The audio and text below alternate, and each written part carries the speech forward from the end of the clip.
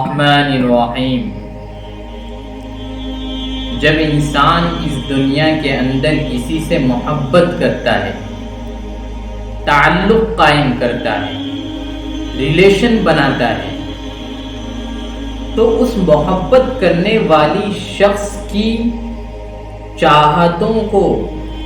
اس کی آرزوؤں کو اپنی زندگی کے اندر ایک اہمیت دیتا ہے۔ کوئی ایسا کام نہیں کرتا جو اس کی مرضی کے خلاف ہو جائے، جو اس کی چاہت کے خلاف ہو جائے۔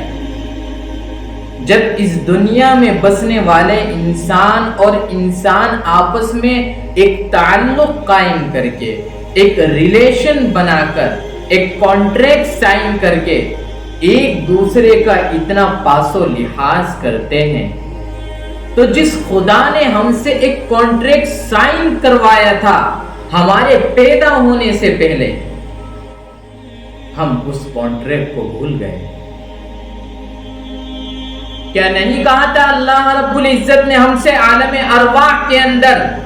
الست بربکم، کیا میں تمہارا رب نہیں ہوں؟ تمام انسانوں کی روحوں نے اللہ تعالیٰ کے اس سوال کا جواب دیا تھا، قالوا بلا، کیوں نہیں آپ ہمارے رب ہیں۔ لیکن جب دنیا کے اندر آئے، دنیا کی رنگینیوں کو دیکھ کر، دنیا کی بدمستیوں کو دیکھ کر، دنیا کے ماحول کو دیکھ کر اسی میں گم ہو گئے اور اللہ کے اس عہد اور کانٹریکٹ کو بھلا دیا۔ اللہ سے محبت کرنے کا دعویٰ کرتے ہیں، اس کے نبی کے فالوور ہونے کا دعویٰ کرتے ہیں، لیکن ہماری زندگی کے اندر اللہ رب العزت کی مرضی اور اس کے نبی کی چاہت کو کتنی اہمیت حاصل ہے، کتنی فوقیت حاصل ہے۔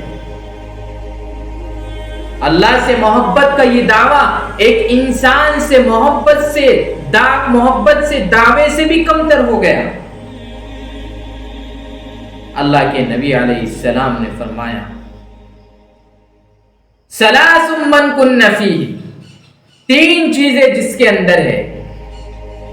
وجد بہن حلاوت الایمان، اس نے ایمان کی حلاوت کو پا لیا۔ تین چیزیں جس کے اندر پیدا ہو گئی، تین چیزیں جس کے اندر موجود ہو گئی،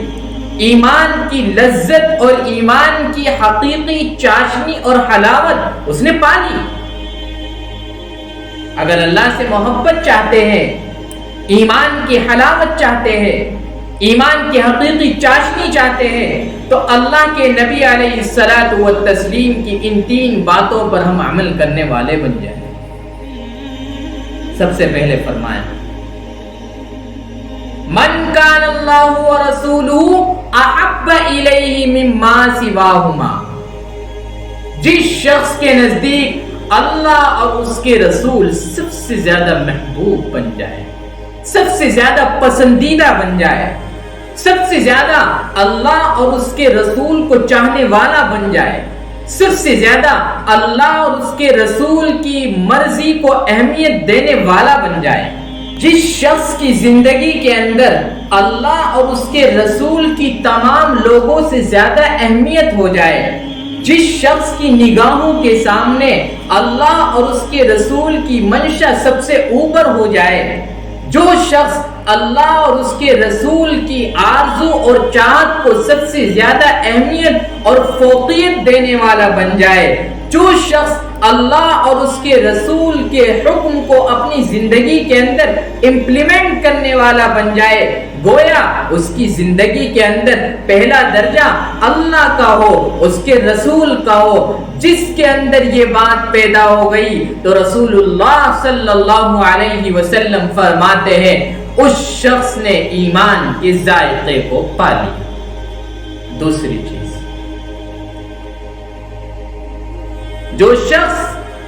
کسی بندے سے محبت کرتا ہے،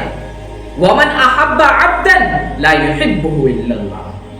اگر اس دنیا کے اندر وہ کسی بندے سے محبت کرتا ہے تو اس سے محبت بھی اللہ کے لیے کرتا ہے۔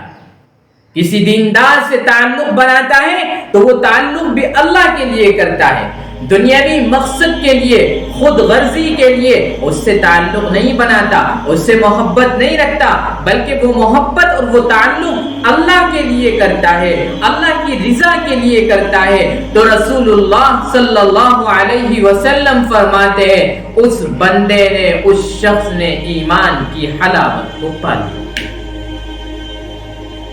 تیسری چیز، جو شخص ایمان لانے کے بعد، ایمان کا کلمہ پڑھنے کے بعد، ایمان کو اپنے سینے میں اتارنے کے بعد کفر میں جانے کو اسی طرح ناپسند کرنے والا بن جائے جس طرح ایک انسان آگ میں ڈالے جانے کو ناپسند کرتا ہے، جب دل کے اندر یہ جذبہ پیدا ہو جائے کہ بدن جل کر خاک ہو جائے لیکن ایمان ہاتھ سے نہ جانے پائے، پسینہ بہ جائے لیکن ایمان ہاتھ سے نہ جانے پائے، خون بہ جائے لیکن ایمان ہاتھ سے نہ جانے پائے، جس کے اندر ایمان کی اتنی اہمیت ہو جائے گی تو رسول اللہ صلی اللہ علیہ وسلم فرماتے ہیں اس نے ایمان کی حقیقی چاشنی کو پا لیا۔ اور جس شخص کے اندر یہ تین چیزیں پیدا ہو جائیں گی تو وہ ایمان کی حلاوت کو پالے گا، اور جس دل کے اندر ایمان کی حلاوت پیدا ہو گئی، ایمان کی حقیقی چاشنی پیدا ہو گئی، تو آپ ہی بتائیے بھلا اس دل کو جہنم کی آگ جلا سکتی ہے؟ وہ دل ہمیشہ ہمیشہ کے لیے جنت میں داخل کر دیا جائے گا۔ اس نفس سے یہ کہا جائے گا